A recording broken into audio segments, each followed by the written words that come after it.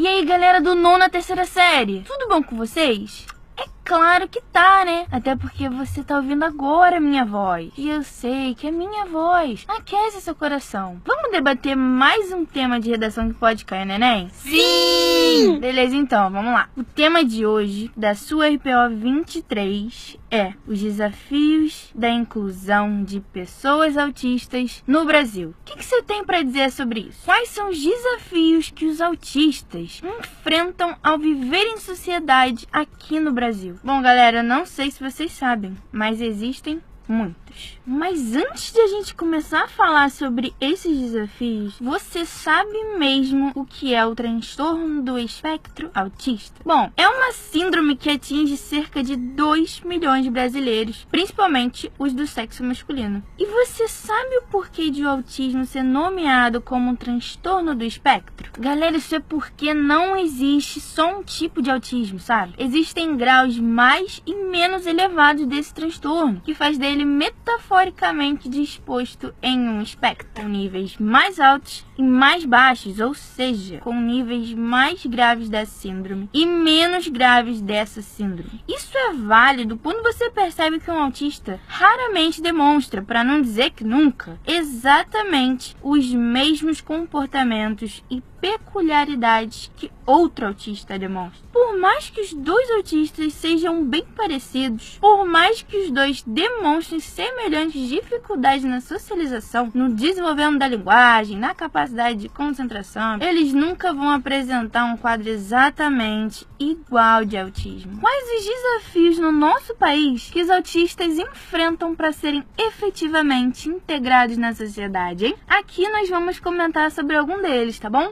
Ah, Natália, para de enrolar, vamos logo! Galera, esses desafios já começam a partir do momento em que se procura tratamento médico adequado para o transtorno. De acordo com o doutor Estevão Vadais, que é o fundador do Protea, que é o Programa do Transtorno do Espectro Autista, os médicos do Brasil não estão preparados para lidar com autismo, principalmente os da rede pública. Isso acontece porque diagnosticar uma pessoa com autismo não é tão simples, sabe? Não existem exames específicos que detectam a presença do transtorno em uma criança com suspeita de ser autista, tanto no Brasil quanto nos outros países. O autismo é diagnosticado em alguém primeiramente pela percepção da família de que existe certa peculiaridade no comportamento da criança, que apresenta um comportamento diferente das outras. Aí essa família leva a criança a um pediatra e esse pediatra geralmente não tem uma boa noção de como tratar o autismo. Isso porque, como eu já disse para vocês, existem diferentes graus de autismo e assim não se pode dar um mesmo tratamento para um que se dá para o outro. O doutor fundador do Protea até sugere que seria bom caso houvesse um ensino de autismo na graduação dos pediatras. Essa poderia até ser uma boa proposta de intervenção para o tema, né? Fique esperto, meu parceiro.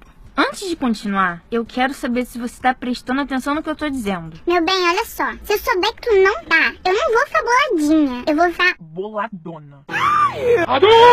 Bom, para continuar essa abordagem sobre os desafios da inclusão do autista aqui no nosso país, vamos falar agora da relação entre escola e o autismo. A escola. Lugar lindo, aconchegante, acolhedor. É claro que todas as escolas estão preparadas para receber esses autistas de peito aberto e com muita sabedoria, não é mesmo? Não, não é mesmo. Por mais que a Lei de Diretrizes e Bases da Educação Nacional assegure que o direito à educação básica regular é garantido aos autistas, muitas escolas regulares não estão preparadas para receberem eles.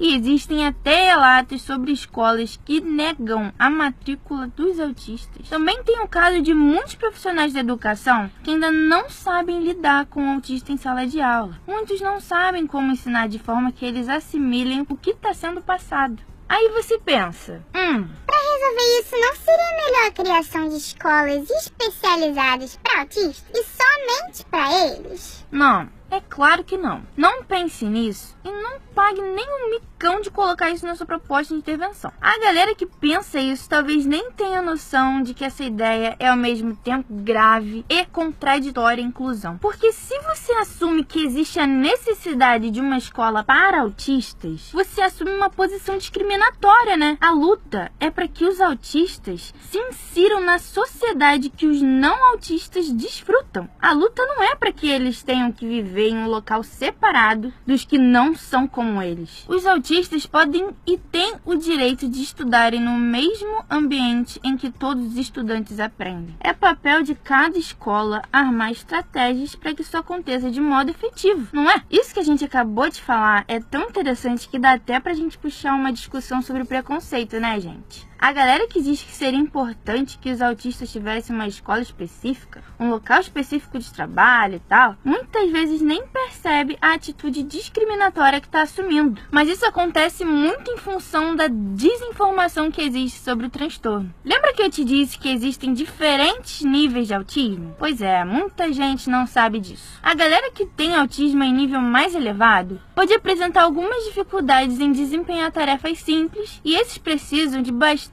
supervisão e apoio para melhorar o quadro deles, certo? Mas a galera com menores níveis, que tem um comprometimento ou outro na interação social, no comportamento, de modo geral desempenham muito bem as tarefas que outras pessoas que não têm autismo fazem. Eu li uma matéria recentemente muito legal sobre o modo como uma empresa brasileira trata os 2 funcionários autistas que trabalham lá. Os 2 têm um nível de autismo parecido e eles têm um grau de concentração muito baixo que atrapalha o desempenho deles no trabalho. A empresa, sabendo disso, fez o quê? Demitiu os caras? Mas é claro que não. A empresa simplesmente deu um jeito de colocar a mesa deles no local mais tranquilo da empresa, fazendo com que ele se concentrasse mais sem a presença de muito barulho. Isso não é bem legal, gente? É de gente assim que o nosso Brasilzão tá precisando. Gente que agrega e não segrega. Gente, deu pra clarear um pouquinho sobre o assunto?